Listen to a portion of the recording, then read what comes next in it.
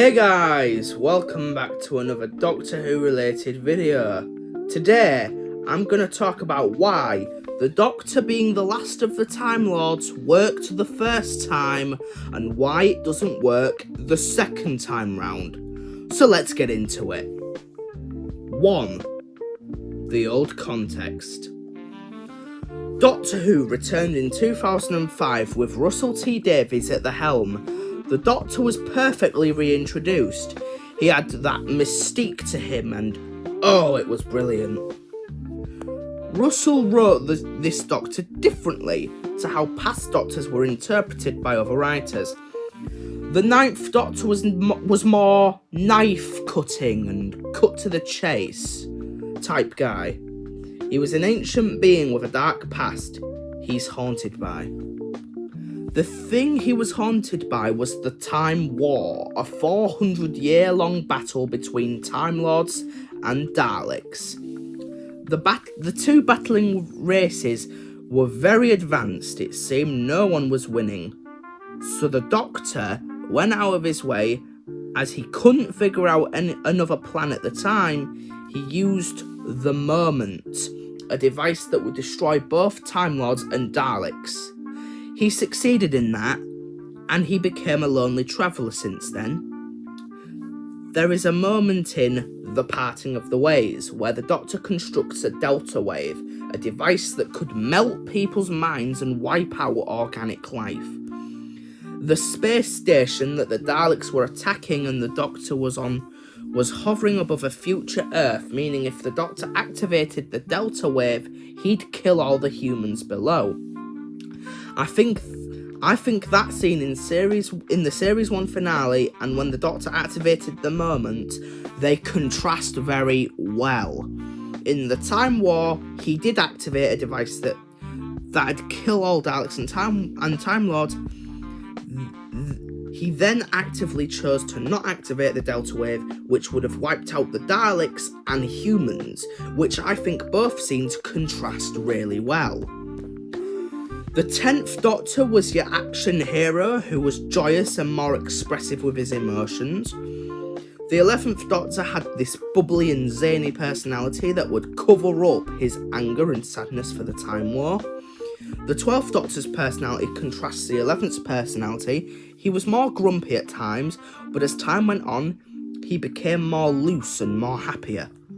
So after a long while of being the last of the Time Lords, we finally got the conclusion of this arc in The Day of the Doctor. In The Day of the Doctor, we meet the canonically 9th Doctor, played by John Hurt. I'll just say War Doctor. We see the Time War play out. It takes place in the last day of the Time War. Daleks killing families, children and soldiers. We see the War Doctor shoot a message into the wall that says, "No more." He lives in a barn, his childhood home. He has this device known as the Moment, which he'll use to wipe out Daleks and Time Lords with... Sorry, that sounded weird. The Doctors that came after refused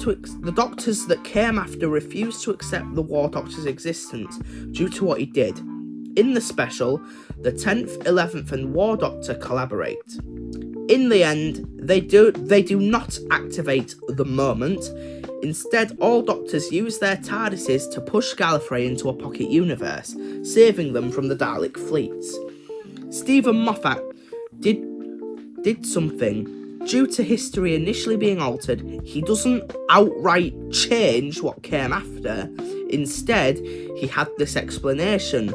When the War Doctor regenerates into Eccleston, he won't remember that he tried to save Gallifrey, because time streams are out of sync.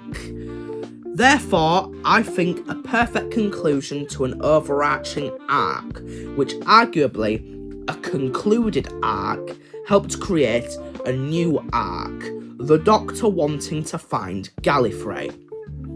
2. The new context. In the Series 12 two-parter, Spyfall, the Master returns, played brilliantly by Sacha Dhawan.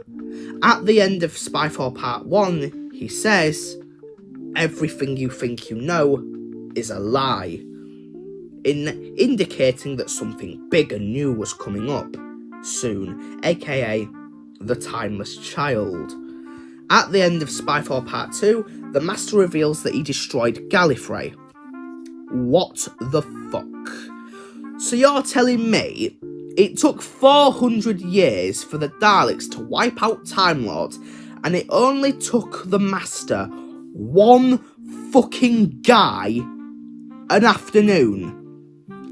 It makes the Time Lords seem incompetent, and after telling us numerous times that Time Lords are the most advanced alien race in the universe, it seems utterly illogical and unlikely. Last of the Time Lords feels redundant. Chibnall had a cool idea on making the Doctor an interesting character. Say that there were memories revoked from her and she now wants to find out more and has an identity crisis. That was a cooler new way to make the Doctor interesting. But unfortunately, it seems he wasn't that confident with it, so he took extra precautions. Oh, if the Timeless Child fails, we can always fall back on the idea she's now the last of the Time Lords. The Timeless Child should have been Jodie's last of the Time Lords moment. She's determined to uncover more. Maybe if she actually recovered all her memories, she might have discovered that her past lives have committed crimes like, I don't know, colonising worlds and moons for the Division, or maybe they used to carry guns and shoot aliens when asked. Maybe before they were the Doctor, they were the Soldier. That would present the moral question of, are you the Doctor or the Soldier?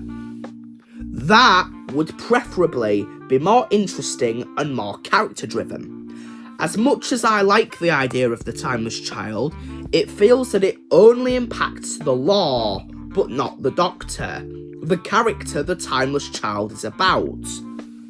Stephen Moffat, as we know, was a big swings guy, a big ideas guy. Some of his big ideas were amazing, but some didn't work, such as, it's not the Daleks who are hateful, it's the casings, even though that contradicts what came before. But Moffat took big swings and didn't give a shit if it changed a lot. Chibnall took 2 precautions. 1, if the Timeless Child doesn't work out, we can fall back on the idea she's now the last of the Time Lords. 2, when the Timeless Child is said, immediately tell audiences that the Doctor is still the Doctor despite a chunk of her life being erased, and that it actually didn't matter anyway. You see what I mean? It feels that Chibnall didn't fully embrace the arc that he came up with. It was never revealed how the Master destroyed Gallifrey in the Chibnall era, and it wasn't explained why the fugitive Doctor is called the Doctor, and why does she have a blue police box as a TARDIS, even though in the very first William Hartnell serial, it's revealed that the chameleon circuit broke in the 60s when William Hartnell was around.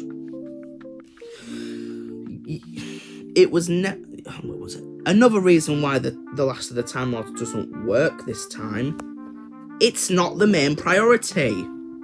And it feels that they're doing the same thing again, and if it were me, I'd contrast the way the Doctor felt last time. Last time, the Doctor was sad, angry, closed off, and questioned how they could bring them back. Well, I came up with a little scenario between a Doctor and companion. Here it is. So, the alien hologram said, "You're a Time Lord?" Yep, a Time Lord. That's right. Doctor, you did a massive thing for us back there. The alien would have thrown us into a black hole if it weren't for you. Are all Time Lords like you, or...? No. They all stayed at home. Had all the power in the world. Power over time and space. Yet, they didn't use it to help others. That's why I'm here. I reckon your people are dead proud of you. Proud? No. Dead? Yes. Dead? What happened? Someone I used to know killed them all. Doctor, I had no idea. I'm sorry. It's fine. I look at the destruction and I don't think, oh, how do I bring them back? I think, this happened, I won't let it happen to anyone else. You see what I did there? Instead of rehashing the whole thing, planet gone, all alone, want revenge, angry, sad, and wants to bring them back somehow, I contrasted it. She takes what is very much a terrible situation and moulded it into something positive. My planet was destroyed, I won't let other planets witness the same fate. Now, the thing you've just watched, who knows, you can criticise the dialogue or you can criticise the scene if you want. Obviously, it's probably not going to be perfect, but you see what I did there. I added contrast. I contrasted what came before with something else. Before, it was, my planet's gone, now I want revenge, I'm angry and I'm alone. This time it's, I saw my planet get destroyed, I see all life in the universe, and I think all planets are openly vulnerable, so you know what? I'm going to protect all life. This happened to my planet, I'm not going to let it happen to anyone else. That is what I think contrasts what came before. Oh yeah, that feels like how a doctor who's witnessed their planet get destroyed before would act if it was destroyed again. Now, my other problems. In RTD2, when Russell returned to write for the show, obviously his error has many more issues, but he doubled down on this new change. Out of all stuff he could have picked as his last of the Time Lords thing, the destruction of the Flux or the Timeless Child, other things to choose from. But he chose to do the last of the Time Lords again. That feels redundant. The last of the Timelords arc for this new era feels less important, unlike last time. It feels like it's just a fact that is occasionally brought up. Obviously, Chibnall never revealed how the Master destroyed Gallifrey, but Russell did. Personally, should have been left unspoken. Apparently, the Master activated this device that melted Time Lord's DNA and killed them, a genetic explosion that spanned across time and space, killing all of the ones outside the planet, which I think is selfish. Other people might have wanted to do things with the Time Lords. Only thing that was done with them was hell-bent in the modern era. I want to do things with the Time Lords. If he said only Time Lords on the planet itself were killed, I'd be like, oh, well, there's Time Lords outside the planet, so, okay. But no, all Time Lords were caught in the crossfire, apparently. So thanks for obliterating possibilities of bringing them back, Russell. God. So that is why I choose to retroactively retcon the RTD2 era. I'd focus on the Doctor, I'd bring back the Time Lords, I'd handle them differently. A lot of Time Lords were saved and they moved to a presumably uninhabited planet. And they build up New Gallifrey. What's different about them? Well, the old Time Lords never used their power to help people. In New Gallifrey, Gallifreyan squadrons stretch across time and space to help those in need. Basically, the ideal Time Lords that the Doctor would actually like. They're a bit militaristic, but it is kind of what the Doctor wanted. The Time Lords to use their power to help those who are more vulnerable, you see. So, contrast again. Old Time Lords lazy, new Time Lords active. That is what it is. The reason why this arc fails this time round is because it undoes what Moffat did in order to bring them back. So destroying Gallifrey again deems Day of the Doctor pointless. These are my personal opinions. Let me know what yours are in the comments below. See you next time.